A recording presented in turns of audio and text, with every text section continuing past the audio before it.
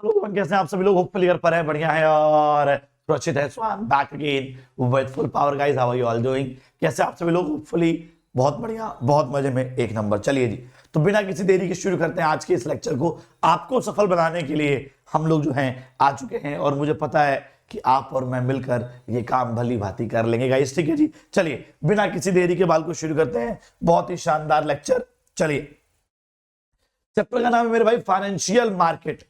क्या नाम है जी? Financial market. ठीक है, और फाइनेंशियल मार्केट के अंदर हम लोग क्या करेंगे भैया? बहुत शानदार, वन शॉट में इसको खत्म कर देंगे। तो वीडियो पूरा देखना, लेक्चर पूरा देखना, आपको समझ में आएगा, आपको मजा आएगा गाइस। ठीक है, चलिए तो क्या पढ़ना है अभी एक बार देख लेते हैं भैया। मीनिंग पढ़ना है, meaning, functions of financial market, types of financial market, money market, capital market, components of capital market, primary market, stock exchange, trading procedure and डीमेटेरियलाइजेशन, SEBI and इसके फंक्शंस बाल को। ठीक है जी, डन है क्या?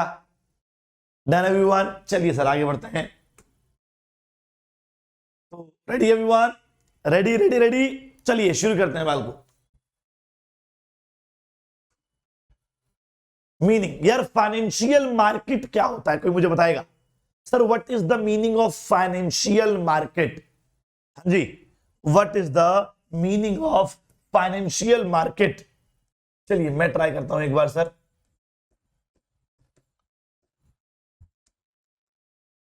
फाइनेंशियल मार्केट, अब सुनना और समझना बड़े ध्यान से। सर फाइनेंशियल मार्केट समझने के लिए हमें एक बात समझनी पड़ेगी। वो क्या है कि हम लोगों ने मार्केट पहले पढ़ रखा है। 11th क्लास माइक्रो के अंदर हम लोगों ने मार्केट पढ़ा था। तो एक बार मैं मार्केट की डेफिनेशन लिख के देखता हूं, फिर उस मार्केट में फाइनेंशियल ऐड करके दोबारा से डेफिनेशन बना के देखता हूं, क्या पता मैच कर जाए। ठीक है, चलिए सर आते हैं, पहले मार्केट को डिफाइन करते हैं सर। मार्केट इज प्लेस, याद है ना बाल को? Market is a place where buyer and seller interact with each other. Hello, चलिए, each other for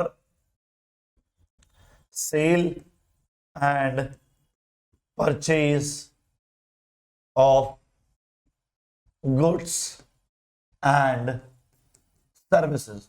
sir market वो प्लेस है, मैंने क्या बोला? मैंने बोला मार्केट वो प्लेस है जहां पर बायर और सेलर इंटरैक्ट करते हैं। किस लिए? सेल और purchase of goods and services करने के लिए। तो मार्केट बेसिकली गाइस एक प्लेस होती है। मार्केट बेसिकली गाइस एक प्लेस होती है जहां पर जो है एक सेवर होगा, एक इन्वेस्टर होगा, ठीक है जी, एक बायर होगा, एक सेलर होगा, दोनों इंटरैक्ट करेंगे और उस प्लेस को हम लोग मार्केट कहेंगे गाइस। ठीक है, okay, let's talk about financial market. हाँ जी बाल, एक बार फाइनेंशियल मार्केट के बारे में जानते हैं everyone. Sir ji financial market is also a place. Financial market क्या है मेरे भाई? फाइनेंशियल मार्केट भी एक जगह है, फाइनेंशियल मार्केट भी एक प्लेस है। ठीक है, तो financial market is a place भैया जहां पर बायर और सेलर नहीं होते। जहां पर बायर सेलर नहीं होते, क्या होते हैं सर? Saver and investor. ठीक है, तो फाइनेंशियल मार्केट एक ऐसी प्लेस है, फाइनेंशियल मार्केट एक ऐसी प्लेस है where saver and investor interact with each other for sale and purchase नहीं होता यहां पर। यहां पर क्या होता है सर? Creation and exchange. ठीक है जी, तो बालको यहां पर सेल एंड परचेज नहीं होता, यहां पर क्रिएशन और एक्सचेंज होता है। किसका सर? गुड्स एंड सर्विसेज भी नहीं होते यहां पर। यहां पर क्या होती है सर? यहां पर होती है financial assets and securities. Done? Done everyone? चलिए सर, तो मैंने क्या बोला कि फाइनेंशियल मार्केट एक ऐसी प्लेस है। हाँ जी, फाइनेंशियल मार्केट एक ऐसी प्लेस है जहां पर कौन होता है मेरे भाई? Financial market is the place where saver and investor, buyer और सेलर की जगह एक होगा सेवर, एक होगा इन्वेस्टर। तो financial market is the place where saver and investor interact with each other for creation and exchange of financial assets और securities. ठीक है, डन है क्या? हाँ जी, financial market is the place where saver and investor interact with each other for creation and exchange of financial assets or securities. Financial assets और securities को exchange करने के लिए जिस प्लेस पर बायर और सेलर इंटरैक्ट करेंगे उस प्लेस को हम लोग क्या बोलते हैं जी? उस प्लेस को हम लोग फाइनेंशियल मार्केट। क्लियर हो गया इतना? हाँ जी गाइस, इतना क्लियर हो गया। चलिए सर, इतना क्लियर हो गया तो आगे बढ़ते हैं सर, डायग्राम की तरफ मूव करते हैं एक। हाँ जी बात। तो इकोनॉमी में गाइस, इकोनॉमी के अंदर आपको और मुझको हाउस होल्ड कहते हैं गाइस। क्या बोलते हैं इकोनॉमी में?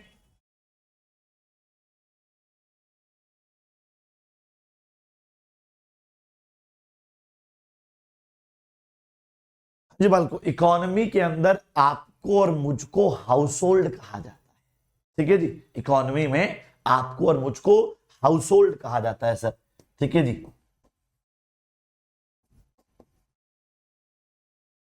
सर हमारे पास क्या होती है? हमारे पास कुछ सेविंग्स होती हैं सर। हमारे पास क्या होती हैं जी? कुछ सेविंग्स होती हैं। इसीलिए बालको हमारे पास कुछ सेविंग्स होती हैं, इसीलिए हमें सेवर भी कहते हैं गाइस। क्या कहते हैं? सेवर। तो डेफिनेशन में आपको याद हो आ रहा होगा बालको कि financial market is the place where saver and investor. तो बेसिकली फाइनेंशियल मार्केट में जो सेवर हैं वो हम ही हैं। हाउस होल्ड बोलते हैं, हम ही लोग सेव करते हैं, हमारे पास कुछ सेविंग्स होती हैं, इसलिए हमें सेवर कहा जाता है। ठीक है जी, इसीलिए बालको हमें सेवर कहा जाता है गाइस। डन? Done everyone? से यस और नो? से यस और नो? बिल्कुल सर। तो financial market is a place where saver. अब भैया सेवर के पास कुछ सेविंग्स है, आपकी और मेरे पास कुछ सेविंग्स होती हैं, तो हम उन सेविंग्स का क्या करते हैं गाइस? आपकी और मेरे पास कुछ सेविंग्स होती हैं, हम उन सेविंग्स का क्या करते हैं बाल? जल्दी बताओ सर। हम लोग जो हैं उन सेविंग्स को या तो जाके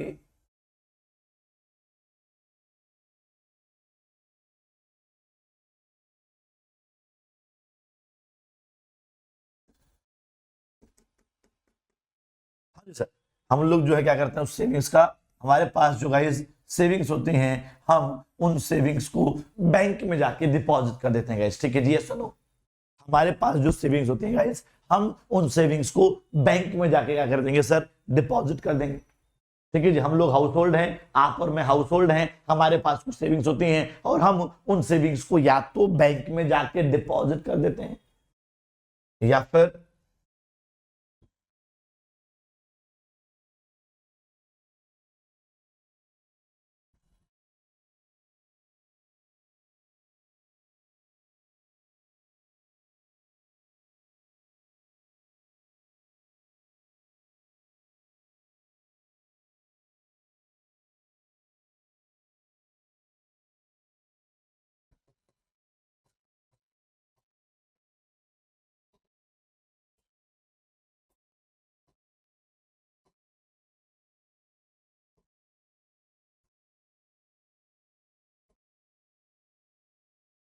हाँ जी। तो सर या तो हम बैंक में जाके उस पैसे को, भाई आपके पास कुछ सेविंग्स होंगी तो आप क्या करोगे? दोबारा बताओ सर, आपके पास कुछ सेविंग्स होंगी तो आप क्या करोगे? सर मेरे पास कुछ सेविंग्स होंगी तो या तो जाके मैं बैंक में डिपॉजिट कर दूंगा या फिर फाइनेंशियल मार्केट में जाके इन्वेस्ट कर दूंगा। यस और नो? सर मैं उस पैसे को या तो बैंक में जाके डिपॉजिट कर दूंगा या फिर फाइनेंशियल मार्केट में जाके उसे इन्वेस्ट कर दूंगा। यही दो काम है। बिल्कुल सर। सर बैंक उस पैसे का क्या करेगा? जो आपने पैसा डिपॉजिट किया है, बैंक उस पैसे का क्या करेगा? सर बैंक उस पैसे को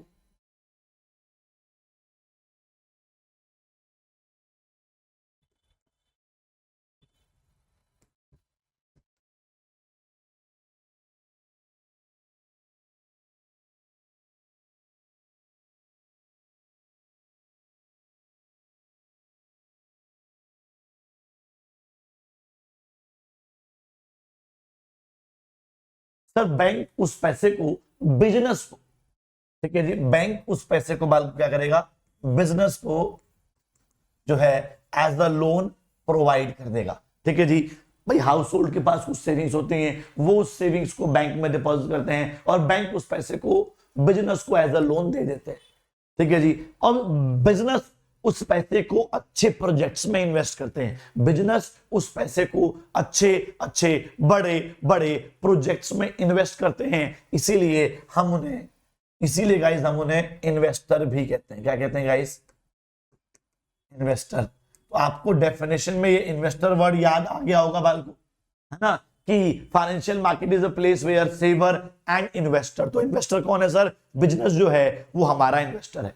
ठीक है जी सर, फाइनेंशियल मार्केट में जाके यही बिजनेस जो है पैसे को उठा लेता है, फाइनेंशियल मार्केट में जाके अपने शेयर्स बेचकर जो है बिजनेस जो है उस पैसे को उठा लेते हैं गाइस। ठीक है, ओके, तो बात को क्लियर हो गया पूरा का पूरा, है ना, चार्ट क्लियर हो गया। तो भैया हाउस होल्ड सेविंग को डायरेक्टली अपने इन्वेस्टर तक पहुंचाता है, पहुंचाने के लिए बालकू दो इंटरमीडियरीज हैं sir, financial intermediaries. Sir financial intermediaries कौन होते हैं, तो financial intermediaries are the bank and the financial market which helps in transferring the savings of household to the business। Household की सेविंग को बिजनेस तक पहुंचाने के लिए जो मिडलमैन होते हैं ना, उन्हीं मिडलमैन को हम लोग फाइनेंशियल इंटरमीडियरीज कहते हैं गाइस। क्लियर है। चलिए सर, एक डेफिनेशन फाइनेंशियल मार्केट की जो हम ऑलरेडी पढ़ चुके हैं, ठीक है, एक बार डायग्राम के थ्रू वेरीफाई करते हैं कि जो हमने डेफिनेशन लिखी है वो सही है कि नहीं है। सर फाइनेंशियल मार्केट एक प्लेस है, बिल्कुल सही बात है सर। सर फाइनेंशियल मार्केट एक प्लेस है, बिल्कुल सही बात है sir, where saver and investor interact with each other, बिल्कुल सही बात है सर। और क्या करते हैं सर, क्रिएशन और एक्सचेंज करते हैं फाइनेंशियल एसेट्स और सिक्योरिटीज का। सर क्रिएशन और एक्सचेंज करते हैं फाइनेंशियल एसेट्स और सिक्योरिटीज का। क्लियर है बात को, क्लियर है। चलिए सर, क्लियर है, तो आगे बढ़ते हैं सर। अब फंक्शंस ऑफ फाइनेंशियल मार्केट पे आते हैं गाइस, बहुत इंपॉर्टेंट टॉपिक है, पेपर में आने वाले क्वेश्चंस आते हैं इसके अंदर। ठीक है, तो सुनना बड़े ध्यान से guys. Functions of financial market. Sir financial market की टोटल 4 फंक्शन है। पहला function mobilising savings and channelising them to the most productive users. Sir mobilising का मतलब होता है टू कलेक्ट एंड चैनलाइजिंग का मतलब होता है टू ट्रांसफर। तो सर मोबिलाइजिंग सेविंग्स को इकट्ठा करेंगे और उसे चैनलाइज कर देंगे, ट्रांसफर कर देंगे मोस्ट प्रोडक्टिव यूजर्स पे।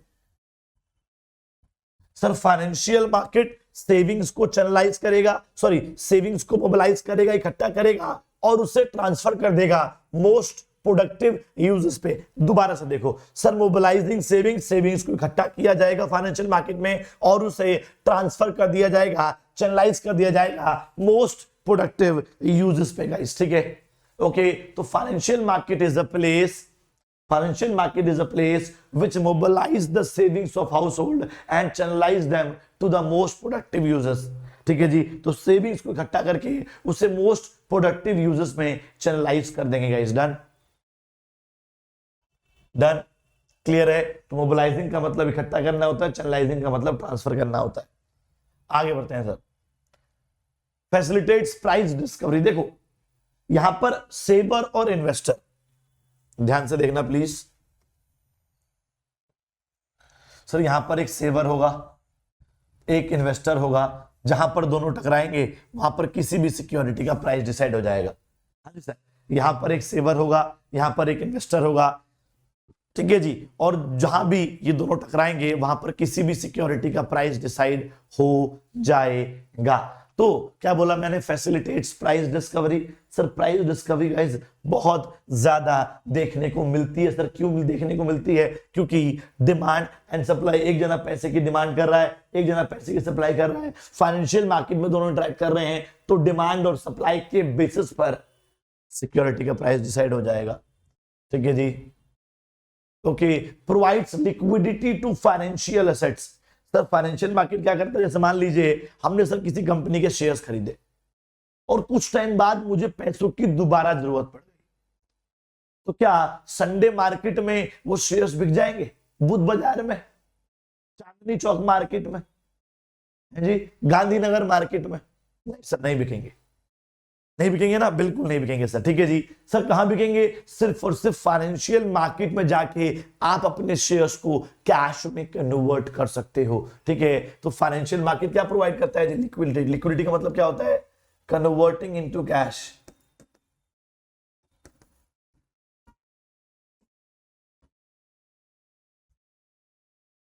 तो sir financial market financial assets को कैश में कन्वर्ट करने में हेल्प करता है। ठीक है जी, फाइनेंशियल मार्केट को कैश में कन्वर्ट करने में हेल्प करता है। कौन हेल्प करता है मेरे भाई? Converting asset into cash. Assets को कैश में कन्वर्ट करने में हमारी हेल्प करेगा। कौन हमारी हेल्प करेगा सर? Financial market. ठीक है, तो financial market everyone, financial market helps in converting the financial assets into the cash, because you will go to financial market to convert your asset into cash. You will sell the assets, you will sell the financial assets, you will sell the shares, bonds, ठीक है जी, in the financial market, and you will get the money. And this will happen in the financial market only. Done guys? Reduces the cost of transaction. Sir आजकल क्या हो गया ना, घर बैठे बैठे हमें सारी इंफॉर्मेशन मिल जाती है, तो बिना टाइम वेस्ट करे, बिना एफर्ट्स वेस्ट करे, बिना पैसा वेस्ट करे जो है आप सारे शेयर्स को खरीद और बेच सकते हैं। आपको शेयर खरीदने वाला नहीं ढूंढना, आपको शेयर बेचने वाला नहीं ढूंढना। पहले क्या होता था? पहले जी कौन शेयर बेच रहा है उसके बारे में पता लगाओ, कौन शेयर खरीद रहा है उसके बारे में पता लगाओ, काफी टाइम लगता था। अब कुछ नहीं करना, अब आप फाइनेंशियल मार्केट में जाइए, वहां पर लाखों करोड़ों लोग ऑलरेडी शेयर्स खरीद और बेच रहे हैं। ठीक है जी, और क्या होगा इससे जो है हम लोग कॉस्ट ऑफ ट्रांजेक्शन, मतलब without wasting time, efforts, money, जो आपका कॉस्ट है वो कम हो जाएगा। So it reduces the cost of transaction. क्या करता है? ये कॉस्ट ऑफ ट्रांजेक्शन को रिड्यूस कर देता है मेरे भाई। ठीक है, डन है। चलिए, टाइप ऑफ फाइनेंशियल मार्केट। अब बात करते हैं सर फाइनेंशियल मार्केट के कितने टाइप्स होते हैं। जल्दी जल्दी, फाइनेंशियल मार्केट के टाइप्स।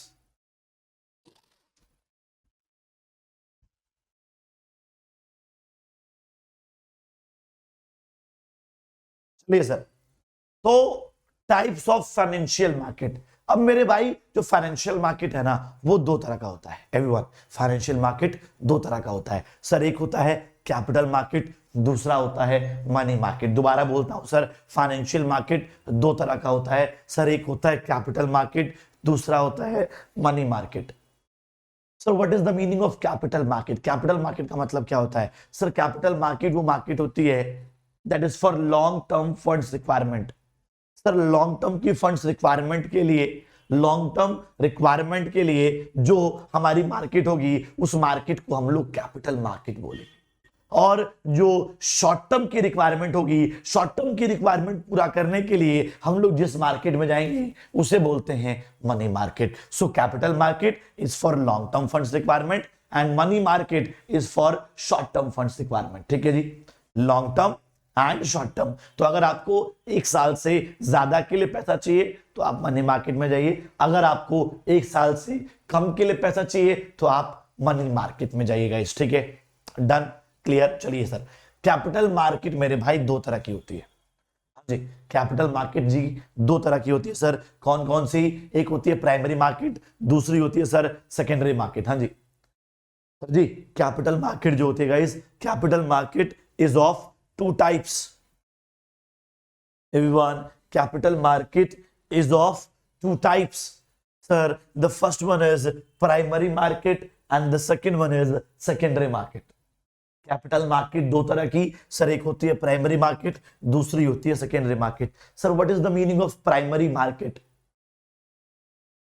सर प्राइमरी मार्केट का मतलब क्या होता है जरा बताना। तो मेरे भाई प्राइमरी मार्केट वो मार्केट होती है जहां पर पहली बार शेयर इशू किए जाते हैं। हाँ जी, जिस मार्केट में पहली बार शेयर इशू किए जाएंगे that market will be known as primary market. ठीक है जी, ओके। तो फॉर लिखा भी तो हुआ है sir, for first time issue of shares. तो जिस मार्केट में पहली बार शेयर इशू होंगे, new class of share issue होंगे, that market will be known as primary market. फिर बात करते हैं मेरे भाई सेकेंडरी मार्केट की। तो सेकेंडरी मार्केट क्या होता है जी? सर सेकेंडरी मार्केट वो मार्केट होती है जहां पर एग्जिस्टिंग शेयर्स को खरीदा और बेचा जाएगा। सर जिस मार्केट में, मैंने क्या बोला? मैंने बोला जिस मार्केट में एग्जिस्टिंग सिक्योरिटीज को खरीदेंगे और बेचेंगे, that market will be known as secondary market. तो जिस मार्केट में खरीदेंगे बेचेंगे वो प्राइमरी मार्केट, और जिस मार्केट में खरीदेंगे बेचेंगे किसको? सर एग्जिस्टिंग सिक्योरिटीज को। पहली बार खरीदा जाएगा, ठीक है जी, तो बेचा जाएगा, उससे बोलेंगे प्राइमरी मार्केट। और जहां पर एग्जिस्टिंग जो प्राइमरी मार्केट में ऑलरेडी इशू किए जा चुके हैं, जब उनको इन्वेस्टर्स आपस में खरीदेंगे बेचेंगे, उससे बोलते हैं सेकेंडरी मार्केट। तो ध्यान रखना मेरे भाई, parties in the secondary market are investor, एक इन्वेस्टर खरीदेगा और दूसरा इन्वेस्टर बेचेगा। तो पार्टीज क्या क्या हो गई जी? पार्टीज हो गई इन्वेस्टर इन्वेस्टर, ठीक है। सेकेंड प्राइमरी मार्केट में सर कंपनी शेयर्स को बेचेगी और इन्वेस्टर्स जो हैं वो शेयर्स को खरीदेंगे।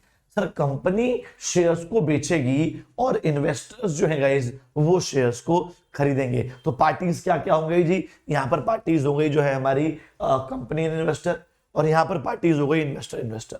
ध्यान रखना इस बात को, ट्रिक है क्रैक करने की। चलो फिर बात करते हैं जी, मनी मार्केट के बाल को कोई टाइप्स नहीं होते, ठीक है जी। मनी मार्केट के कोई भी टाइप्स नहीं होते। मनी मार्केट के बाल को सिर्फ और सिर्फ इंस्ट्रूमेंट होते हैं। टोटल 5 इंस्ट्रूमेंट हैं। पहला है ट्रेजरी बिल, दूसरा है कॉल मनी, तीसरा है सर्टिफिकेट ऑफ डिपॉजिट, चौथा है कमर्शियल पेपर, पांचवा है कमर्शियल बिल, ठीक है। और सर कैपिटल मार्केट में जो इंस्ट्रूमेंट है वो है डेट और equity.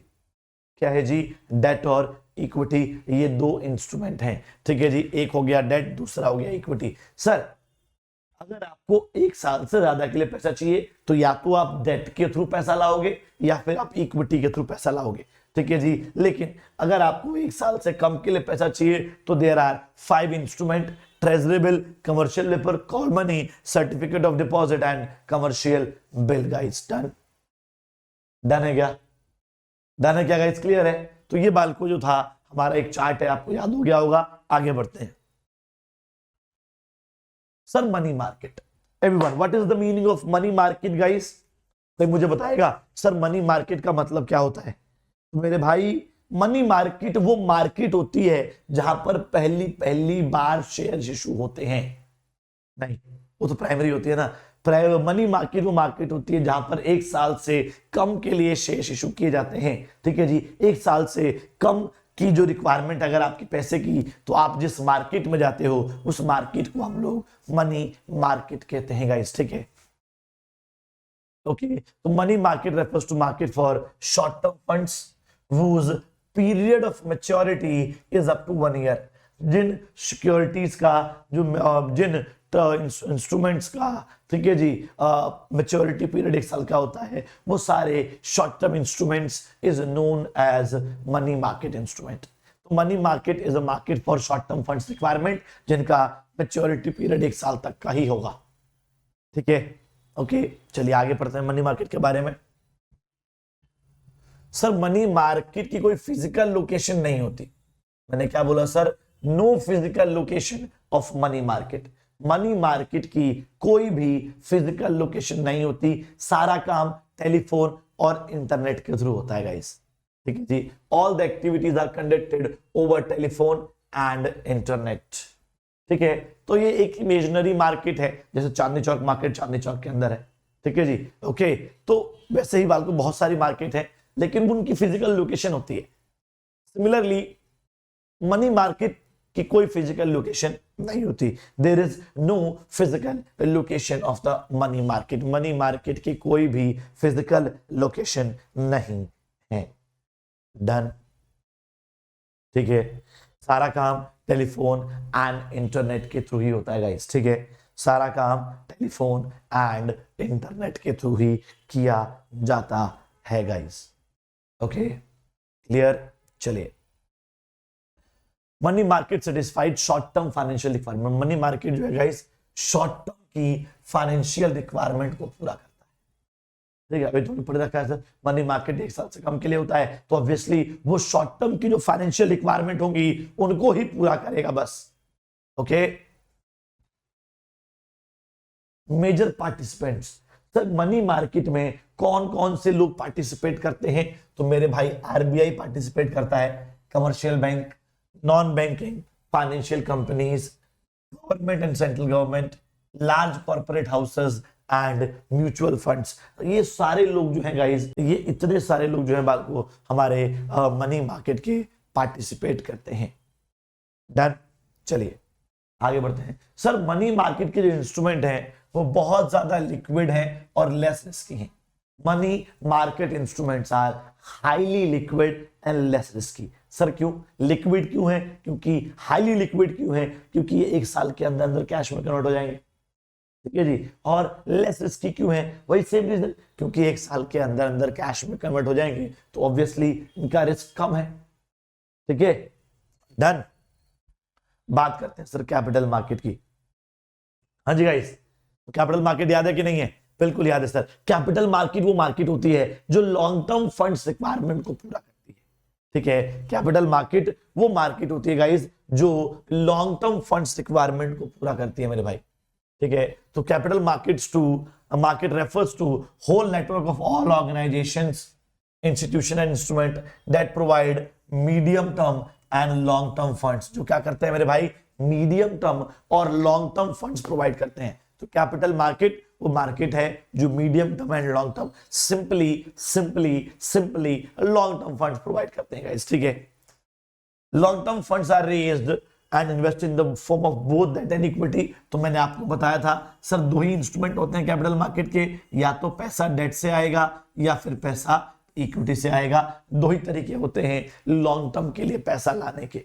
There are only 2 methods to bring money for the longer period, ठीक है जी। एक बात आपको ध्यान रखनी है, क्या? कैपिटल मार्केट कोई भी ऐसा इंस्टीट्यूशन या इंस्ट्रूमेंट कैरी नहीं करता जो 1 साल से कम का पैसा प्रोवाइड करता हो, which provide short term finance, ठीक है।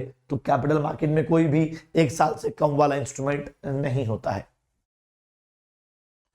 अब सर कैपिटल मार्केट मैंने बता ही दिया आपको। सर कैपिटल मार्केट जो होती है वो 2 तरह की होती है सर जी।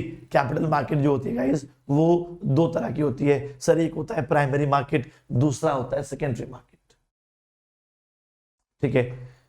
बात करते हैं सर प्राइमरी मार्केट की। तो भैया प्राइमरी मार्केट क्या था sir? It deals with new securities being issued for the first time. वो सिक्योरिटीज जो पहली बार इशू होंगी, हाँ जी, वो सिक्योरिटीज जो पहली बार इशू होंगी उन सिक्योरिटीज को मेरे भाई हम लोग क्या बोलते हैं सर? उन सिक्योरिटीज को हम लोग जो है उस मार्केट को जो है हम लोग बाल को प्राइमरी मार्केट बोलते हैं, जहां पर पहली बार शेयर इशू होगा या फिर new class of shares issue होंगे, new class of shares issue होंगे, ठीक है जी। It includes all long term instrument such as equity shares, preference shares, debentures, bonds. तो हमने क्या किया? डेट और इक्विटी को खोल दिया, बस डेट और इक्विटी खोल के ही तो आएगा, ठीक है। तो कैपिटल मार्केट का ही पार्ट है तो डेट और इक्विटी ही तो है, ठीक है। चलो आगे सर, इस मार्केट के अंदर कौन कौन इन्वेस्टर्स कौन कौन होते हैं सर? इन्वेस्ट कौन कौन करता है? तो बैंक इन्वेस्ट करते हैं कैपिटल मार्केट में, प्राइमरी मार्केट में। फाइनेंशियल इंस्टीट्यूशंस करते हैं, इंश्योरेंस कंपनीज करते हैं, म्यूचुअल फंड्स और इंडिविजुअल्स। तो ये सब लोग जो हैं हमारे प्राइमरी मार्केट में इन्वेस्टर्स हैं, इन्वेस्ट करते हैं इस पैसा। अच्छा भैया प्राइमरी मार्केट में फंड्स की जरूरत क्यों होती है? Why people go in the primary market, जरा बताना sir. Why people go in the primary market? So people go in the primary market to raise funds for the first time. Why the company is raising fund for the first time? Company पहली बार share issue क्यों करती है? तो भैया कोई नया project, कोई नई कंपनी खोलनी होगी for setting up of new project. या तो नया प्रोजेक्ट, नई कंपनी खोलनी होगी, या पुराने वाले का एक्सपेंशन, डाइवर्सिफिकेशन करना होगा, या फिर उसका मॉडर्नाइजेशन करना होगा बाल को, ठीक है जी। या तो कोई नया प्रोजेक्ट सेटअप होगा, या तो कोई नया प्रोजेक्ट सेटअप होगा, या पुराने वाले का एक्सपेंशन, डाइवर्सिफिकेशन या फिर मॉडर्नाइजेशन होगा। इसीलिए जो है हम लोग प्राइमरी मार्केट में जाके पहली बार शेयर इशू करते हैं। अच्छा जी, प्राइमरी मार्केट को और क्या बोलते हैं guys? Primary market is also known as new issue market. हाँ जी, मैंने क्या बोला? मैंने बोला sir primary market is also known as new issue market, हम इसे न्यू इशू मार्केट भी कहते हैं गाइस, ठीक है, डन है। इसकी भी कोई फिक्स्ड जियोग्राफिकल प्लेस नहीं होती सर, प्राइमरी मार्केट की भी कोई फिक्स्ड प्लेस नहीं होती, there is no fixed geographical location, there is no fixed place for the primary market guys, okay done. बाल को क्लियर है क्या? क्लियर है क्या? जल्दी बताइए प्लीज। चलिए जी भैया, अब प्राइमरी मार्केट तो पढ़ लिया, अब प्राइमरी मार्केट में सर शेयर इशू करने हो तो कैसे कैसे शेयर इशू कर सकते हैं, एक बार ये पढ़ लेते हैं सर, ठीक है जी। तो प्राइमरी मार्केट में शेयर्स को इशू करने के क्या क्या मेथड्स है, आज हम लोग ये पढ़ने वाले हैं। दोबारा बोलता हूं सर, प्राइमरी मार्केट के अंदर शेयर्स को इशू करने के क्या क्या मेथड्स होते हैं, हमें ये पढ़ना है। मतलब कि अगर पहली बार शेयर इशू करने हैं तो पहली बार शेयर इशू करने के क्या क्या मेथड्स हो सकते हैं गाइस, ठीक है, ओके चलिए जी शुरू करते हैं। सर पहला है offer through prospectus. Sir offer through prospectus क्या होता है जी? देखो, जब हम लोग पहले तो ये समझो प्रोस्पेक्टस क्या होता है। सर प्रोस्पेक्टस एक ऐसा डॉक्यूमेंट है जो हमें रजिस्ट्रार ऑफ कंपनीज इशू करता है। दोबारा बोलता हूं सर, प्रोस्पेक्टस एक ऐसा डॉक्यूमेंट है जो हमें रजिस्ट्रार ऑफ कंपनीज इशू करता है, जिसमें सारी डिटेल्स लिखी होती हैं रिगार्डिंग द इशू। मतलब कि जब आप प्राइमरी मार्केट में पहली बार शेयर इशू करेंगे तो उसकी सारी इंफॉर्मेशन, सारी डिटेल जिस डॉक्यूमेंट में लिखी होगी उस डॉक्यूमेंट को बोलते हैं प्रोस्पेक्टस, ठीक है जी। अब ये प्रोस्पेक्टस हम ऐड के रूप में निकालते हैं और पब्लिक को इनवाइट करते हैं कि आओ और आके पैसा लगाओ। This method of inviting application from the public is known as offer through prospectus, ठीक है जी, ओके सर पढ़ के देखिए। This is the most popular method of raising funds. Sir सबसे ज्यादा पॉपुलर जो मेथड है ना वो क्या है सर जी? वो हमारा प्रोस्पेक्टस है, ठीक है जी। प्राइमरी मार्केट अंदर this method a company invite subscription from public. तो पैसा किससे मांगते हैं मेरे भाई? पब्लिक से मांगते हैं through issue of prospectus, prospectus के जरिए, ठीक है। A prospectus makes a direct appeal to the investors to raise capital through an advertisement. Ad जो है वो हम एडवर्टाइजमेंट न्यूज़पेपर या मैगजीन में निकालेंगे, वो प्रोस्पेक्टस न्यूज़पेपर या मैगजीन में निकालेंगे और पब्लिक को डायरेक्टली इनवाइट करेंगे कि भैया आके पैसा लगा दीजिए, ठीक है जी। That method of inviting application from public is known as offer through prospectus. और बाल को इसको हम लोग आईपीओ भी कहते हैं। क्या बोलते हैं मेरे भाई? IPO, initial public offer. क्या बोलते हैं जी? इनिशियल पब्लिक ऑफर भी कहा जाता है गाइस, ठीक है, okay. This is also known as guys IPO, initial public offer. Done, clear? पहला पॉइंट क्लियर हो गया। चलिए सेकंड पॉइंट की तरफ मूव करते हैं। Sir offer for cell. देखो यार, जब हम पब्लिक को इनवाइट ना करके मिडलमैन ब्रोकर्स को बोलते हैं कि यार मेरे शेयर्स वगैरह बिकवा दो, so that method of inviting application, that method of raising funds from the brokers, from the intermediaries is known as offer for sale. We sell the shares to the brokers at a lower price, at discounted price, and they sell the securities at higher prices. ठीक है जी, okay. तो under this method, सुनो बड़े ध्यान से sir, इस method के अंदर securities are not issued directly to the public, public को इशू नहीं करते, they are first issued to intermediaries, middleman, broker, issue houses and stock brokers at fixed price. These intermediaries in turn resell the securities to the investing public at higher prices. तो भैया मैं उसको discounting price, एक fix price less than the face value मैं उसे issue करता हूं और वो उस शेयर्स को जो है हायर प्राइस पे किसको बेचता है? पब्लिक को बेचता है। So that method of inviting application from public is known as offer for sale. क्या कहलाता है सर? ऑफर फॉर सेल कहलाता है। क्लियर? डन। चलिए जी, प्राइवेट प्लेसमेंट। देखो यार, प्राइवेट प्लेसमेंट जैसे कि बाल को आपने एक सीरीज तो देखी होगी, हमारे टीवी पे भी आती है गाइस, ठीक है जी, शार्क टैंक इंडिया। तो शार्क टैंक क्या है सर? शार्क टैंक में हम पब्लिक को थोड़ी इनवाइट कर रहे हैं, ना ही ब्रोकर को इनवाइट कर रहे हैं, हम कुछ सिलेक्टेड इंडिविजुअल्स को, हम लोग कुछ सिलेक्टेड इंस्टीट्यूशंस को, हम कुछ सिलेक्टेड इन्वेस्टर्स को अट्रैक्ट करते हैं, अपना प्रपोजल दिखाते हैं कि यार देखो मेरा ये बिजनेस है, ऐसे ऐसे मैं चलाता हूं, मेरा ये प्रॉफिट है, इतना जो है मैं करना सोच रहा हूं, एक काम करो आप पैसा लगा दो। और अगर उसे समझ में आ गया और अगर उसे समझ में आ गया तो पैसा लगा देगा। That method is known as private placement. That method is known as private placement. Under this method company sell the securities to some selected institutional investors and individuals. तो जी या तो कुछ इंस्टीट्यूशनल इन्वेस्टर्स को या फिर कुछ इंडिविजुअल्स को हम इनवाइट करेंगे कि आके पैसा लगाइए, ठीक है। This method help to raise money more quickly as compare to public issue. तो पब्लिक इशू से ज्यादा फास्ट तरीके से पैसा आता है, ठीक है जी। This method is also known as economical source. तो ये सस्ता सोर्स भी है सर। सस्ता क्यों? क्योंकि बहुत सारे डॉक्यूमेंटेशन वगैरह की जरूरत नहीं होती, मैंडेटरी नॉन मैंडेटरी एक्सपेंसेस नहीं लगते इसके अंदर। आगे समझ में? चलिए सर, अगला है राइट इशू। राइट इशू क्या होता है भैया? तो याद रखना, right issue is only applicable in case of existing company who is issuing the new class of shares.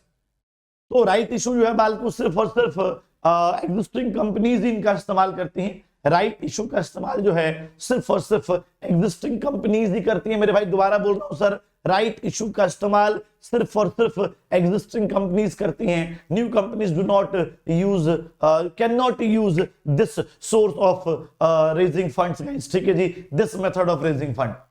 Why? Because नई कंपनी के पास एग्जिस्टिंग शेयर होल्डर्स नहीं होते।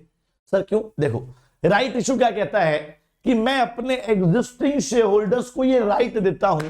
राइट इशू क्या कहता है कि मैं अपने एग्जिस्टिंग शेयर होल्डर्स को ये राइट देता हूं कि अगर वो पैसा रेज करना चाहते हैं, अगर वो लोग पैसा रेज करना चाहते हैं तो वो लोग पैसा रेज कर सकते हैं, ठीक है जी। मतलब एग्जिस्टिंग इन्वेस्टर्स को मैंने राइट दिया कि यार तुम लोग तो पिछले 20 साल से मेरे साथ काम कर रहे हो, है ना, आज 20 साल बाद मैं दूसरी ब्रांच खोलने जा रहा हूं, तो क्या तुम लोग ही यार पब्लिक से पैसा क्यों मांगू?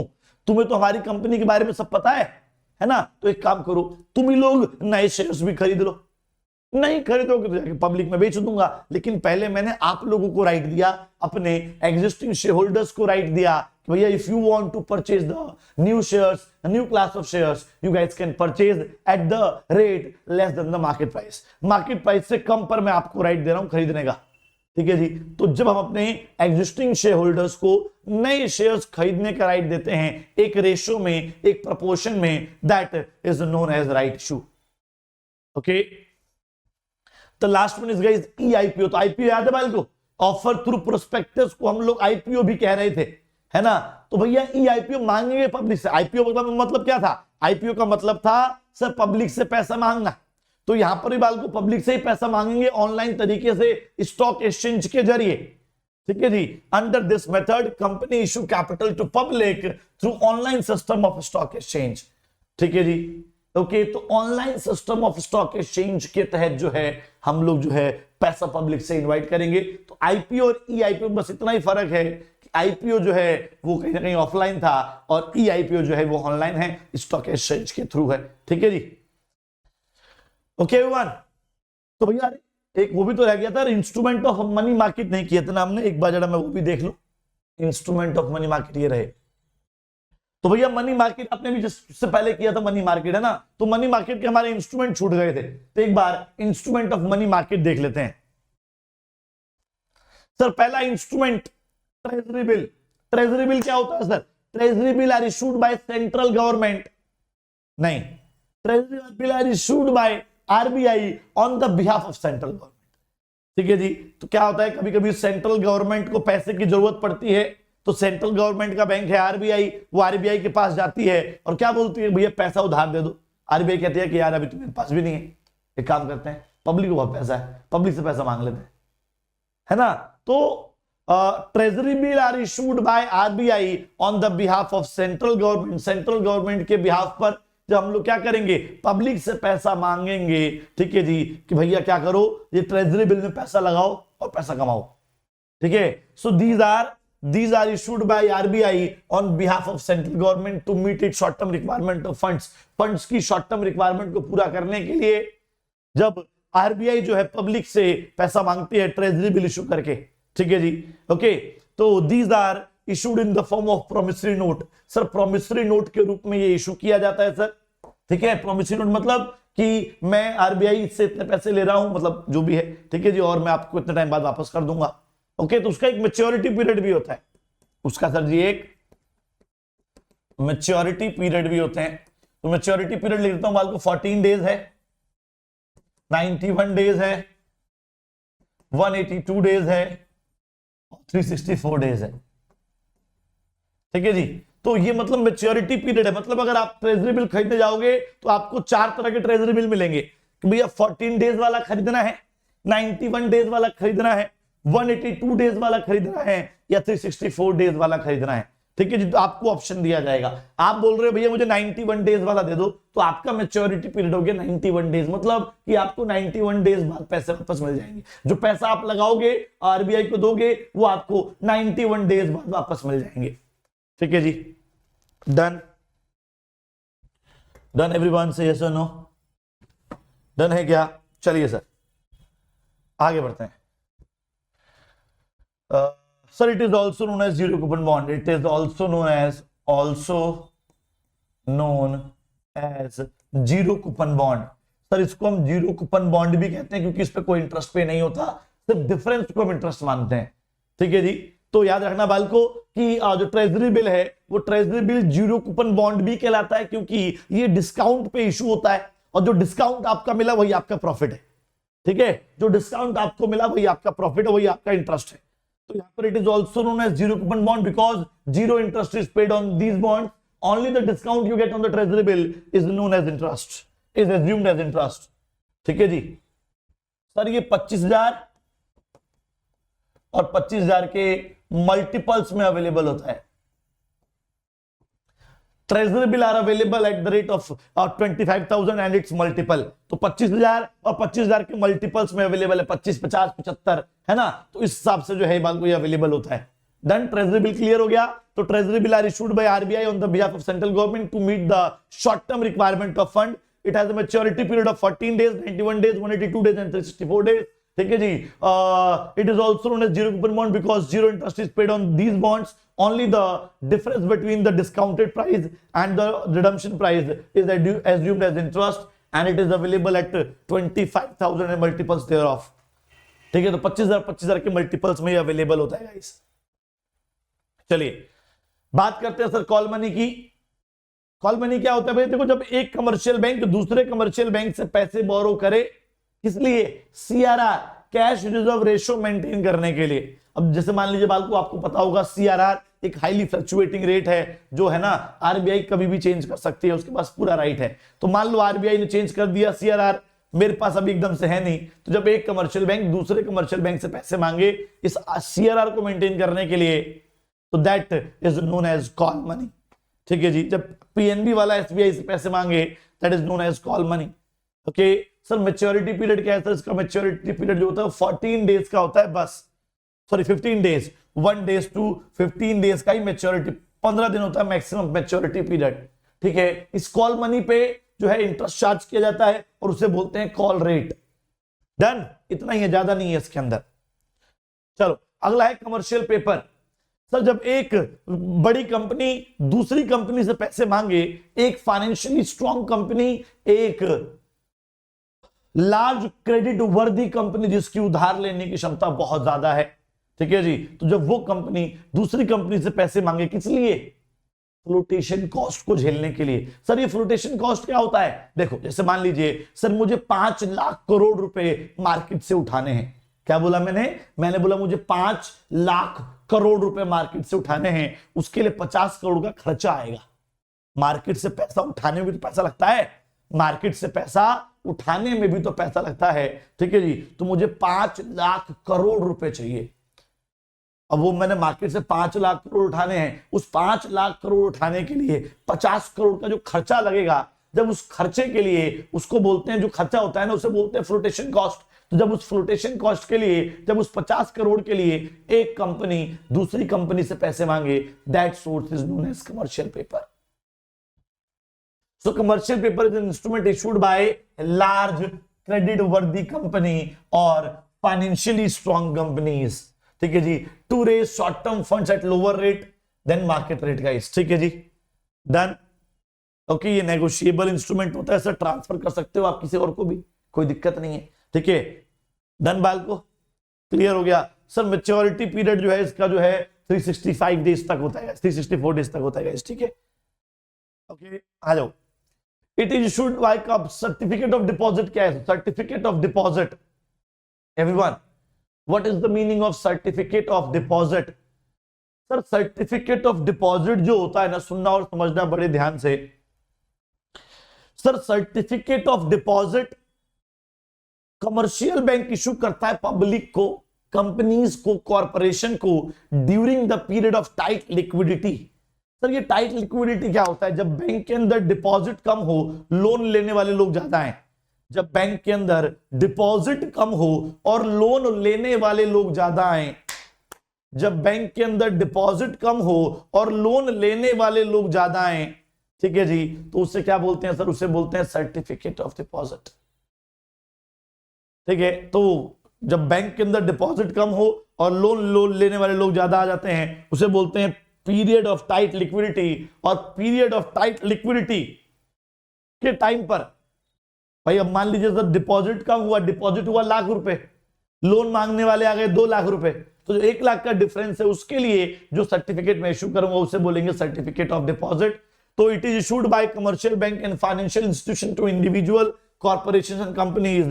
They can be issued to individual or corporation during the period of tight liquidity when the deposit growth of the bank is slow but the demand for credit is high. तो bank के अंदर deposit slow है, demand for credit is high. Done. Maturity period वाल को वही 364 days होता है। अब आते हैं सर लास्ट में इस कमर्शियल बिल। कमर्शियल बिल क्या होता है? आपको याद होगा बाल को, trade bill, bills of exchange. जब एक कंपनी दूसरे कंपनी से माल उधार खरीदती है तो वो कंपनी मेरे नाम पर एक बिल लिखती है, या मैंने बोला मैं 3 महीने बाद पैसे दूंगा तो मेरे नाम पर बिल लिख देगी, उधार खरीदूंगा तो मेरे नाम पर बिल लिख देगी। जैसे मैं वो बिल एक्सेप्ट कर लूंगा वो बन जाएगा ट्रेड बिल, एक मार्केटेबल इंस्ट्रूमेंट बन जाएगा।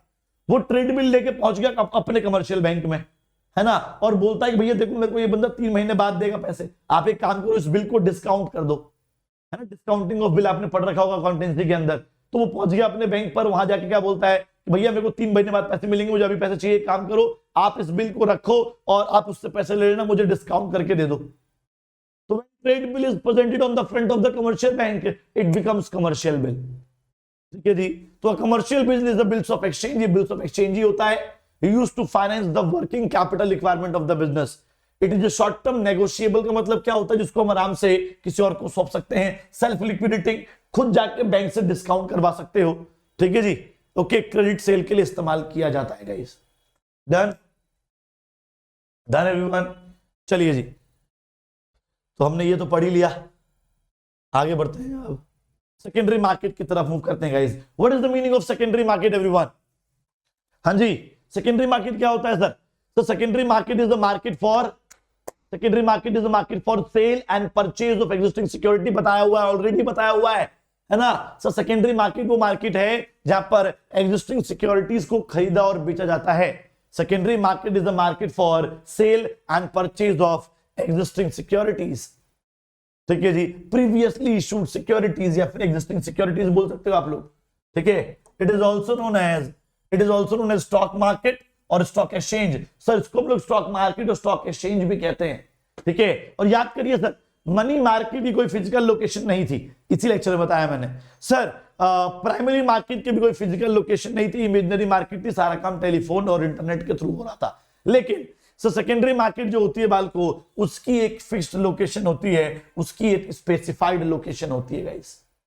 ठीक है जी, अच्छा जी, जो सेकेंडरी मार्केट है बाल को, वो लिक्विडिटी प्रोवाइड करता है। लिक्विडिटी का मतलब मैंने बताया हुआ है, कन्वर्टिंग इनटू कैश, चीजों को कैश में कन्वर्ट करना इज नोन एज लिक्विडिटी। तो भैया लिक्विडिटी प्रोवाइड करता है, साथ साथ बाल को मार्केटेबिलिटी प्रोवाइड कर रहा है। What is the meaning of marketability? Sir liquidity clear हो गया जी सर। मार्केटेबिलिटी का मतलब क्या होता है मेरे भाई? हाँ जी, what is the meaning of marketability? Marketability का मतलब होता है मेरे भाई प्लेटफॉर्म। क्या मतलब होता है जी? प्लेटफॉर्म। तो ये एक प्लेटफॉर्म प्रोवाइड करता है दुनिया भर के इन्वेस्टर्स के लिए, आइए पैसा लगाइए, पैसा बनाइए और मौज उड़ाइए। ठीक है, तो सेकेंडरी मार्केट क्या करता है सर? लिक्विडिटी प्रोवाइड करता है, मतलब आपके फाइनेंशियल एसेट को कैश में कन्वर्ट कर देगा, साथ साथ एक प्लेटफॉर्म प्रोवाइड करेगा दुनिया भर के इन्वेस्टर्स को। ठीक है जी। Secondary market also contributes to economic growth. Secondary market जो है बाल को इकोनॉमिक ग्रोथ में हेल्प करता है, कैसे? डिसइन्वेस्टमेंट और री इन्वेस्टमेंट करके। तो what is the meaning of disinvestment और री इन्वेस्टमेंट? सुनिए, मान लीजिए भैया आपने कहीं पैसा लगाया और वो पैसा जो है आपको इतना प्रॉफिट नहीं दे रहा, जहां आपने पैसा लगाया, जहां आपने इन्वेस्टमेंट करी थी, वो इतनी अच्छी इन्वेस्टमेंट नहीं है, आपको प्रॉफिट ज्यादा नहीं हो रहा, वो कंपनी इतना अच्छा परफॉर्म नहीं कर रही है। आपने क्या किया? उस कंपनी के शेयर्स को ले जाके सेकेंडरी मार्केट में बेच दिया। ठीक है जी, आपने उस पैसे को ले जाके सेकेंडरी मार्केट में बेच दिया, डिसइन्वेस्ट कर दिया, और जो पैसा इकट्ठा किया उसे किसी और अच्छी कंपनी में इन्वेस्ट कर दिया। तो bye disinvestment and re investment आपको ज्यादा प्रॉफिट होगा, आपको ज्यादा प्रॉफिट होगा तो इकोनॉमी को ज्यादा प्रॉफिट होगा, इकोनॉमिक ग्रोथ होगी। ठीक है जी, ओके। तो भैया आजकल इतनी एडवांस टेक्नोलॉजी हो चुकी है, घर बैठे बैठे कहीं से भी हम लोग जो है शेयर्स खरीद और बेच सकते हैं, कोई दिक्कत नहीं आती। ठीक है, उसके बाद in secondary market securities are exchange between the investors. याद करिए भैया, प्राइमरी मार्केट में बेचने वाली कंपनी थी, खरीदने वाला कौन था भैया? खरीदने वाला इन्वेस्टर था। लेकिन सेकेंडरी मार्केट में बेचने वाला भी इन्वेस्टर है, खरीदने वाला भी इन्वेस्टर है, इसीलिए लिखा हुआ है ना, in secondary market securities are exchange between investors only. मतलब company is not involve at all in the secondary market. So company is not involve in sale and purchase of securities in the secondary market. Done. चलिए जी, let's talk about stock exchange. Sir stock exchange एक संस्था है, एक institution है मेरे भाई। Stock exchange is an institution. Sir भले ही वो रजिस्टर्ड हो या ना हो, भले ही वो इनकॉर्पोरेटेड हो या ना हो, इनकॉर्पोरेटेड और नॉट। सर इनकॉर्पोरेटेड का मतलब होता है रजिस्टर्ड। ठीक है, तो स्टॉक एक्सचेंज मेरे भाई, स्टॉक एक्सचेंज एक ऐसे इंस्टीट्यूशन है जो भले ही इनकॉर्पोरेटेड हो या ना हो। स्टॉक एक्सचेंज एक ऐसा इंस्टीट्यूशन है जो भले ही इनकॉर्पोरेटेड हो या ना हो, रजिस्टर्ड हो या ना हो, जिसको किस पर्पस से बनाया गया होगा मेरे भाई? विच is constituted for the purpose of तीन काम। क्या? Assisting, regulating and controlling the business of buying, selling or dealing of securities. The business of buying, selling और डीलिंग ऑफ सिक्योरिटीज। ठीक है जी, तो मेरे भाई ये पूरा आपका समझ में आ गया मेरे भाई। स्टॉक एक्सचेंज क्या है सर? स्टॉक एक्सचेंज एक ऐसा इंस्टीट्यूशन है। क्या बोला मैंने भाई? मैंने बोला स्टॉक एक्सचेंज एक ऐसा इंस्टीट्यूशन है, भले ही इनकॉर्पोरेटेड हो या ना हो, जो असिस्ट करने के लिए बनाया गया है, रेगुलेट करने के लिए बनाया गया है, कंट्रोल करने के लिए बनाया गया है। किसको? The business of buying, selling और डीलिंग ऑफ सिक्योरिटीज। ठीक है जी, तो according to securities contract regulation act 1956, according to securities contract regulation act 1956, stock exchange refers to the institution और बॉडी ऑफ इंडिविजुअल, मतलब ग्रुप, इनकॉर्पोरेटेड और not, which is constituted for the purpose of assisting, regulating and controlling the business of buying, selling of or dealing in securities. Done बाल को? Clear है? Same to same definition हो गई, same to same हो गई मेरे भाई। ठीक है जी, ओके। चलो जी, stock exchange is institution which provide platform for buying and selling of existing securities. ठीक है sir. It provides liquidity, sir liquidity provide करता है। तो प्लेटफॉर्म और लिक्विडिटी वर्ड तो हम पहले ही पढ़ चुके हैं, है ना, सेकेंडरी मार्केट में जैसे हमने पढ़ा है। Sir it promote safety of transaction. Sir जो है ना, stock exchange safety of transaction भी प्रोवाइड करता है। क्यों सर जी? क्योंकि यहां पर सिर्फ लिस्टेड कंपनीज के शेयर ही खरीदे और बेचे जाते हैं। स्टॉक एक्सचेंज जो है बाल को क्या करता है जी? सेफ्टी ऑफ ट्रांजेक्शन प्रोवाइड करता है, क्योंकि यहां पर सिर्फ लिस्टेड कंपनी, लिस्टेड मतलब रजिस्टर्ड मतलब वेरीफाइड, ठीक है, तो स्टॉक एक्सचेंज में सिर्फ लिस्टेड कंपनीज के ही शेयर्स खरीदे और बेचे जाते हैं। इसकी वजह से क्या होता है? कोई चोरी हो रहा है ना, कुछ धोखाधड़ी के चांसेस थोड़े से कम हो जाते हैं। इसकी वजह से हमें सेफ्टी मिलती है guys, safety of transaction. Done. चलो sir, functions of stock exchange की बात करेंगे। किसकी मेरे भाई? फंक्शंस ऑफ स्टॉक एक्सचेंज की। स्टॉक एक्सचेंज क्या होता है? हाँ जी बालको, what is the meaning of stock exchange? तो स्टॉक एक्सचेंज मेरे भाई प्रोवाइड लिक्विडिटी, बता चुका हूं already, converting into cash and marketability. Marketability मतलब प्लेटफॉर्म, बिल्कुल सही बात है sir. Stock exchange liquidity provide करता है किसको? एग्जिस्टिंग सिक्योरिटीज को। यहां जाओ उसे कैश में कन्वर्ट कर लो। स्टॉक एक्सचेंज प्लेटफॉर्म प्रोवाइड करता है दुनिया भर के इन्वेस्टर्स को। बिल्कुल सर, सही है जी। अगला प्राइसिंग ऑफ सिक्योरिटी। सर जी स्टॉक एक्सचेंज के अंदर भी शेयर्स की डिमांड करने वाले आएंगे, शेयर्स की सप्लाई करने वाले आएंगे, जहां पर भी टकराएंगे वहां किसी भी सिक्योरिटी का प्राइस डिसाइड हो जाएगा। मतलब स्टॉक एक्सचेंज के अंदर एक शेयर बेचने आता है, एक बंदा शेयर खरीदने आता है, तो डिमांड एंड सप्लाई के बेसिस पर किसी भी सिक्योरिटी का प्राइस डिसाइड हो जाएगा। Pricing of security. Safety of transaction मैंने बता ही दिया सर। सेफ्टी ऑफ ट्रांजेक्शन क्यों होती है? क्योंकि घर बैठे बैठे आप सारी transaction, sorry, safety of transaction क्यों होती है? क्योंकि सिर्फ लिस्टेड कंपनीज के ही शेयर्स खरीदे और बेचे जाते हैं। ठीक है जी, ओके। तो जितने भी मेंबर्स हैं स्टॉक एक्सचेंज के वो वेल रेगुलेटेड हैं एंड डीलिंग्स जो हो रही है सारी बात को बहुत अच्छे तरीके से हो रही है और सिर्फ लिस्टेड कंपनीज के साथ ही हो रही है, एक रेगुलेटरी फ्रेमवर्क के अंदर हो रही है। इस वजह से इन्वेस्टर्स को थोड़ा सेफ्टी मिलती है। ठीक है जी। Contributes to economic growth. बालकों में इकोनॉमिक ग्रोथ आपको ऑलरेडी बता चुका हूं सर, डिसइन्वेस्टमेंट और री इन्वेस्टमेंट करके। कैसे सर? डिसइन्वेस्टमेंट और री इन्वेस्टमेंट करके। सर मान लीजिए मैंने कोई बेकार इन्वेस्टमेंट कर रखी है तो मैं जाके उसे डिसइन्वेस्ट कर दूंगा स्टॉक एक्सचेंज के अंदर, पैसे इकट्ठा करूंगा और स्टॉक एक्सचेंज के अंदर ही उसे कहीं और री इन्वेस्ट कर दूंगा। तो डिसइन्वेस्टमेंट और री इन्वेस्टमेंट करके क्या करते हैं जी हम लोग? इकोनॉमिक ग्रोथ में हेल्प करते हैं। Spreading equity culture. Sir stock exchange क्या कर रहा है जी? स्टॉक एक्सचेंज आपको इक्विटी कल्चर प्रोवाइड कर रहा है। मतलब सर आपको ऐसा मौका दे रहा है, सबको समान अधिकार दे रहा है कि भैया आके जो है पैसा कमाइए। स्टॉक एक्सचेंज कोई भी डिस्क्रिमिनेशन नहीं करता according to colour, gender, nationality, गरीब अमीर, कोई भेदभाव नहीं है भैया, सबको इक्वल अपॉर्चुनिटी है। ठीक है जी। शेयर सर जी है ना, जो आपको कुछ पैसों का भी शेयर मिल जाएगा, तो जरूरी नहीं है कि लाखों करोड़ों रुपए होंगे तो ही आप शेयर मार्केट में आके पैसा कमा सकते हैं, नहीं। ठीक है जी, कम पैसे से भी शुरुआत की जा सकती है। सबको इक्वल अपॉर्चुनिटी देता है, सबको इक्वल इंफॉर्मेशन देता है। तो स्टॉक एक्सचेंज कोई भेदभाव नहीं कर रहा है। इसका मतलब क्या हुआ? Spreading equity culture. अगला है जी providing scope for speculation. Sir stock exchange क्या करता है जी? स्टॉक एक्सचेंज आपको स्कोप दे रहा है स्पेकुलेशन का, हेल्दी स्पेकुलेशन का, हेल्दी एंड कंट्रोल्ड मैनर में स्पेकुलेशन का। देखो सर स्पेकुलेशन होंगे तभी तो प्रॉफिट और लॉस होगा। अगर मान लो आपने 20 साल पहले 10,000 रुपए लगाए थे, अगर वो 20 साल बाद भी 10,000 रुपए ही हैं, तो स्टॉक एक्सचेंज का फायदा क्या है? लोग स्टॉक एक्सचेंज में क्यों आएंगे? लोग फाइनेंशियल मार्केट में क्यों आएंगे? तो स्टॉक एक्सचेंज जो है आपको क्या करता है सर? एक हेल्दी स्पेकुलेशन क्रिएट करता है ताकि कुछ लोगों को प्रॉफिट हो, कुछ लोगों को लॉस हो। ठीक है जी। कंट्रोल्ड मैनर में स्पेकुलेशन प्रोवाइड करता है।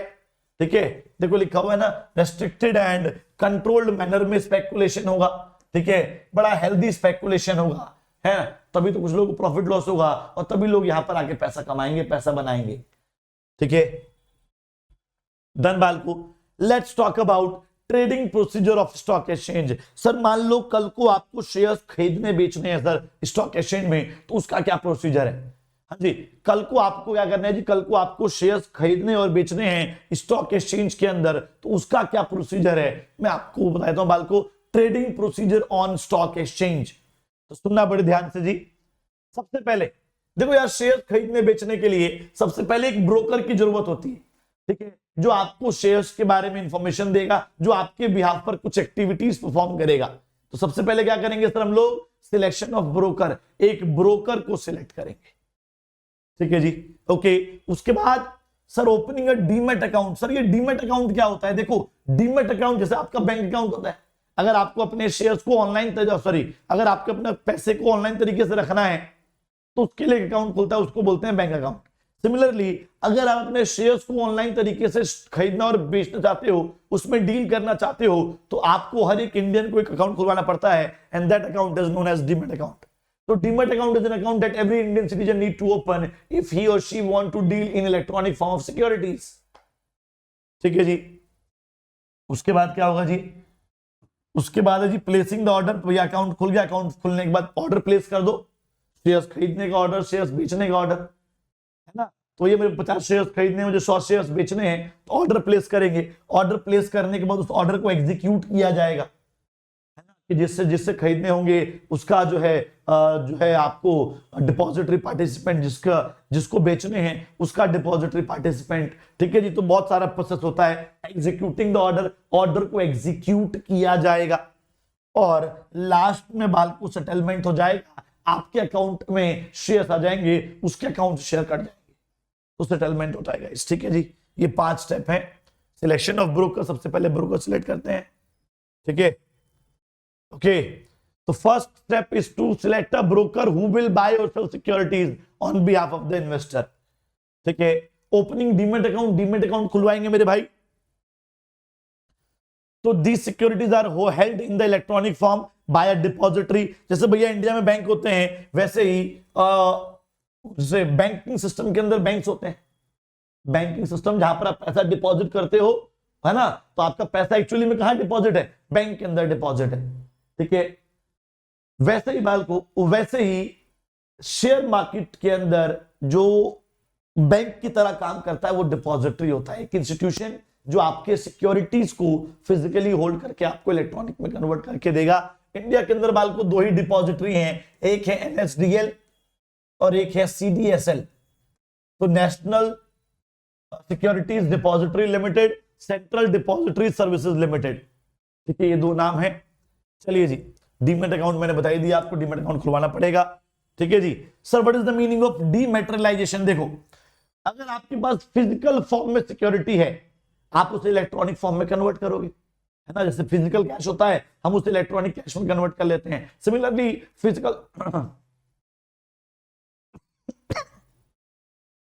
सिमिलरली सर मेरे पास जो है ना कुछ फिजिकल सिक्योरिटीज होती हैं, उन फिजिकल सिक्योरिटीज को इलेक्ट्रॉनिक सिक्योरिटीज में कन्वर्ट करने को क्या बोलते हैं sir? डीमेटेरियलाइजेशन। So डीमेटेरियलाइजेशन is the process of converting the physical form of securities into electronic form. ठीक है जी, प्लेसिंग द ऑर्डर, उसके बाद ऑर्डर प्लेस करेंगे सर। ठीक है, ब्रोकर को खरीदने और बेचने का ऑर्डर देंगे भैया। तो the next step is to place the order with the broker. Broker को बोलेंगे the order can be communicated to the broker either personally or through telephone or through cellphone or through email or online. ठीक है, executing the order, order execute किया जाएगा मेरे भाई according to the instruction of client. The broker execute the order, buy or sell the securities so chosen. The broker issue then issue a contract note, एक contract note issue करता है guys, which contains the name and the price of the security, name of the parties, brokerage charge, contract note। ठीक है, settlement, settlement होगा भैया, आपके account में पैसे आ जाएंगे, आपके अकाउंट में शेयर्स आ जाएंगे, उसके अकाउंट से शेयर्स कट जाएंगे, है ना जी। ओके, तो this is the last stage in the trading of securities done by the broker on behalf of their clients. The mode of settlement depends upon the nature of the contract. Equity spot market followers the T+2 route rolling securities guys. ठीक है, tolling settlement, तो T+2 मतलब trading procedure plus 2 दिन का grace period. तो trading जो procedure होगा, settlement का पीरियड क्या है जी? सेटलमेंट पीरियड है T+2, तो ट्रेडिंग प्रोसीजर में जितना टाइम लगेगा प्लस 2 दिन का ग्रेस पीरियड होता है गाइस। ठीक है, ओके, तो ये था हमारा डीमेटेरियलाइजेशन का जो है के थ्रू ऑनलाइन तरीके से शेयर्स खरीदना और बेचना। तो trading procedure of stock exchange था भैया ये। ओके, अब बात कर लेते हैं सर जी demutualization. Sir what is the meaning of demutualization? देखो सर, तो जो ओनरशिप है उसको अलग किया गया और जो ट्रेडिंग राइट प्रैक्टिसेस हैं उसको अलग किया गया। मतलब जो ओनरशिप है ना, देखो शेयर मार्केट के अंदर, स्टॉक एक्सचेंज के अंदर, स्टॉक एक्सचेंज के जो ओनर्स हैं उनको और जो ट्रेड करने वाले लोग हैं उन दोनों को अलग किया गया और इसी को बोलते हैं demutualization. So demutualization refers to the separation of ownership and the central of stock exchange from the trading right of members. ठीक है, डीमेटेरियलाइजेशन मैंने आपको बता ही दिया बाल को, फिजिकल फॉर्म ऑफ सिक्योरिटी को इलेक्ट्रॉनिक फॉर्म में कन्वर्ट करना। Dematerialization is the process through which the physical securities such as share certificates and other documents are converted into electronic form। तो इलेक्ट्रॉनिक फॉर्म में कन्वर्ट करने के process को क्या बोलते हैं जी? डीमेटेरियलाइजेशन। उसके बाद डीमेट अकाउंट बता ही दिया मैंने। Depository is responsible for holding the securities of a share holder in electronic form. ठीक है जी, okay, the last topic of this chapter guys that is SEBI. अब सेबी क्या होता है सर? सेबी क्या होता है? सेबी तो सर देखो यार, पूरी मार्केट को कंट्रोल और रेगुलेट करने के लिए, हाँ जी, पूरी मार्केट को कंट्रोल और रेगुलेट करने के लिए सर एक संस्था बनाई गई जो मार्केट में होने वाले गलत काम धंधों पर रोक लगाए। तो SEBI was established by the government of India on 12 April 1988, 12 April 1988 को सेबी की स्थापना की गई as the interim body, as the middle body. और 30 जनवरी 1992 को, just after the scam of Harshad Mehta, it becomes the independent body. ठीक है जी। काम क्या है जी? मार्केट में, मार्केट को स्मूथली चलाना, ऑर्डरली चलाना और गलत काम धंधों पर रोक लगाना। सर गलत काम धंधे जैसे 3 होते हैं। एक होता है मेरे भाई misleading statements. Misleading statements, sir जो स्टेटमेंट्स है ना, जो कंपनी के जो फाइनेंशियल स्टेटमेंट्स होते हैं, फाइनल स्टेटमेंट्स होते हैं, फाइनल अकाउंट्स होते हैं, उसमें छेड़छाड़ करके प्रॉफिट ज्यादा दिखाना, असर ज्यादा दिखाना, लायबिलिटी कम दिखाना, लॉस ना दिखाना, है ना। इससे कस्टमर्स अट्रैक्ट होंगे, पैसा लगाएंगे हमारी कंपनी पे। ओके, तो ये मिसलीडिंग स्टेटमेंट्स गलत है। सेकंड सर जी, इनसाइडर ट्रेडिंग, कंपनी की इंफॉर्मेशन को अपने पर्सनल फायदे के लिए इस्तेमाल करना। जैसे मान लीजिए आप एक कंपनी के एम्प्लॉय हैं, आपको पता लगा कि आज जो है एक शाम को बहुत बेहतरीन डील होने वाली है, करोड़ों अरबों की, और जब ये मार्केट में खबर जाएगी सब लोग इस कंपनी के शेयर्स खरीद लेंगे, खरीदेंगे तो शेयर की प्राइस बढ़ने वाले हैं। आपने अपने भाई को फोन किया कि सुन सारे शेयर्स खरीद ले, प्राइस बढ़ने वाले हैं, जब बढ़ जाएंगे तो बेच दियो। आपने कंपनी की इंफॉर्मेशन को अपने पर्सनल फायदे के लिए इस्तेमाल किया, इसे बोलते हैं insider trading. And the last one is guys miss price rigging, जानबूझ के प्राइस को इन्फ्लेट और डिफ्लेट कराना, है ना। ओके, जानबूझ के प्राइस को बढ़ाना और घटाना। अब जैसे मान लो आपके पास किसी कंपनी के बहुत सारे शेयर्स हैं, अगर आपने वो सारे शेयर्स एक बार में बेच दिए तो मार्केट में शेयर्स की सप्लाई बढ़ जाएगी और प्राइस जो है वो गिर जाएंगे, प्राइस गिर जाएंगे। जैसे ही गिरे प्राइस, आपने फिर सारे खरीद लिए, सारे खरीद लिए आपने, फिर से सप्लाई कम हो गई, प्राइस बढ़ जाएगा। जैसे प्राइस बढ़ा आपने फिर बेच दिए। तो जानबूझ के प्राइस को इन्फ्लेट और डिप्रेस करना is known as price rigging. और उन सभी चीजों से बचाने के लिए गवर्नमेंट ऑफ इंडिया ने the securitisation board of India खोला, was established by the government of India on 12 April 1988 as an interim administrative body, as a middle body। ठीक है जी। Okay, to promote orderly and healthy growth of market, अच्छे से हो, अच्छी growth हो, orderly हर एक काम हो, ठीक है जी। And for investors protection, investors को प्रोटेक्ट करने के लिए फ्रॉम ट्रेडिंग माल प्रैक्टिसेस, गलत काम धंधों से, जैसे प्राइस रिगिंग, जानबूझ के इन्फ्लेट डिप्रेस करना। सर इनसाइडर ट्रेडिंग, कंपनी की इंफॉर्मेशन को अपने पर्सनल फायदे के लिए इस्तेमाल करना, और मिसलीडिंग स्टेटमेंट, गलत गलत स्टेटमेंट में चीजें लिखना ताकि कस्टमर्स अट्रैक्ट हो जाएं। ठीक है जी, तो ये मैं ऑलरेडी आपको बता चुका हूं गाइस। अगला है जी ऑब्जेक्टिव्स ऑफ सेबी। सेबी के ऑब्जेक्टिव्स की बात कर लेते हैं मेरे भाई। सेबी के ऑब्जेक्टिव्स, भाई सेबी क्यों खोला गया मैंने बता तो दिया आपको, ऑलमोस्ट तो बता ही दिया सर। प्रोटेक्शन के लिए सर, इन्वेस्टर्स को प्रोटेक्ट करने के लिए गलत काम धंधों से, इन्वेस्टर्स को गलत काम धंधों से प्रोटेक्ट करने के लिए जो है सेबी की स्थापना की गई। Competitive and professional intermediaries, sir देखो शेयर मार्केट को चलाता कौन है, स्टॉक मार्केट को चलाता कौन है सर, इंटरमीडियरीज, मिडलमैन। तो अगर मिडलमैन अच्छे होंगे तो स्टॉक मार्केट भी अच्छी होगी। यस और नो? बिल्कुल सही बात है सर। तो competitive and professional intermediaries create करना, ये भी हमारा एक ऑब्जेक्टिव है मेरे भाई। प्रिवेंशन ऑफ माल प्रैक्टिसेस, गलत काम धंधों पर रोक लगाना, ये भी हमारा जो है बाल को एक ऑब्जेक्टिव है। और बैलेंसिंग, बैलेंस मेंटेन करना, ठीक है जी। ऊपर से जो ऑर्डर्स आते हैं, मेरे जो ऑर्डर्स हैं, इसके अंदर बैलेंस मेंटेन करना, ये भी एक ऑब्जेक्टिव है। Orderly functioning, stock exchange orderly काम करे, अच्छे से काम करे, ये भी मेरा एक ऑब्जेक्टिव है। ठीक है जी। अब आते हैं sir functions of SEBI. SEBI के 3 फंक्शन है मेरे भाई। पहला है प्रोटेक्टिव फंक्शन, जिसमें हम इन्वेस्टर्स को प्रोटेक्ट करेंगे 3 चीजों से सर, इनसाइडर ट्रेडिंग से, सर मिसलीडिंग स्टेटमेंट से, सर प्राइस रिगिंग से। इन 3 चीजों से इन्वेस्टर्स को प्रोटेक्ट किया जाएगा। ठीक है जी, एक बार पढ़ के देखिए।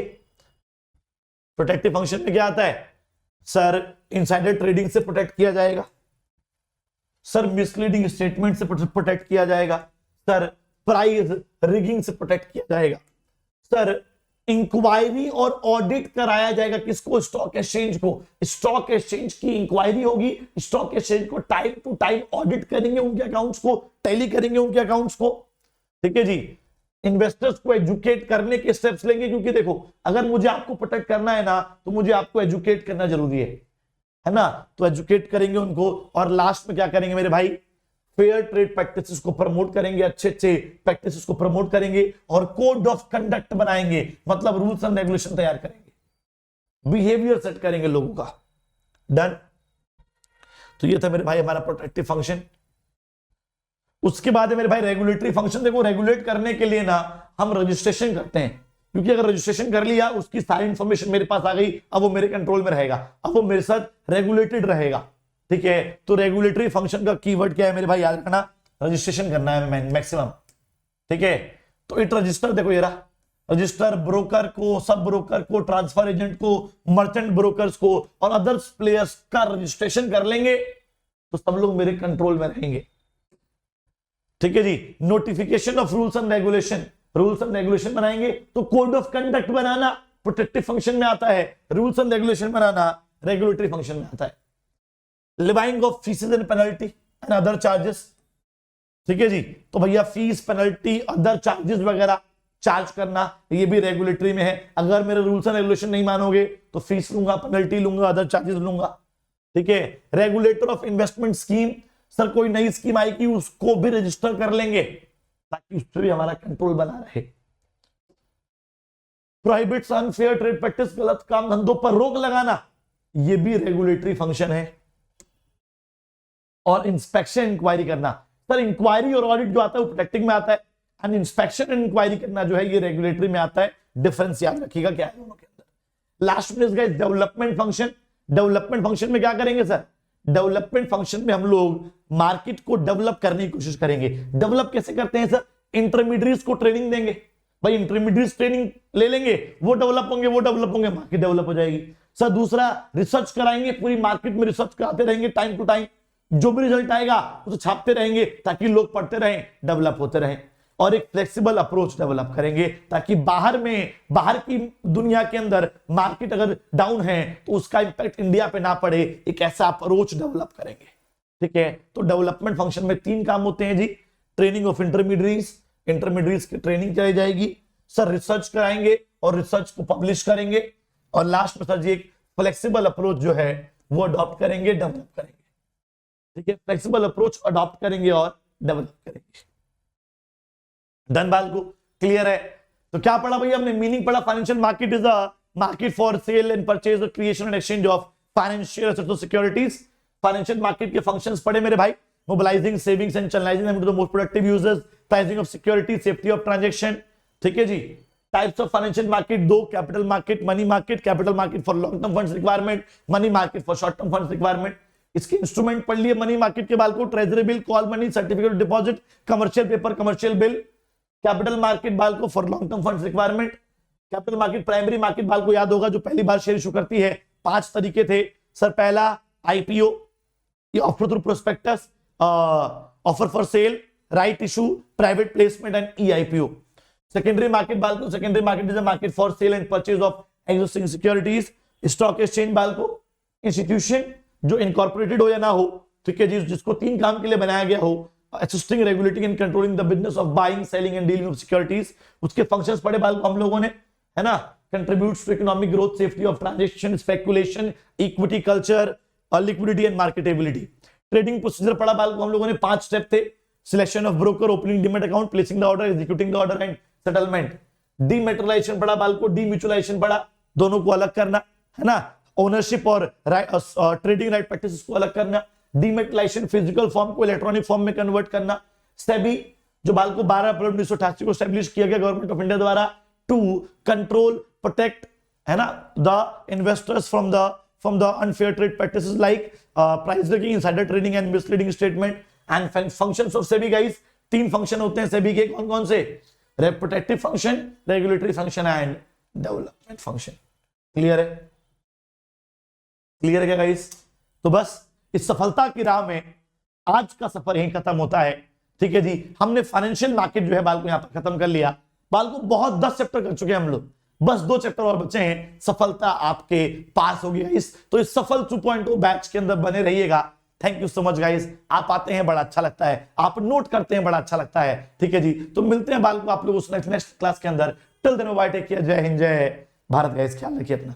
Bye everyone, bye bye.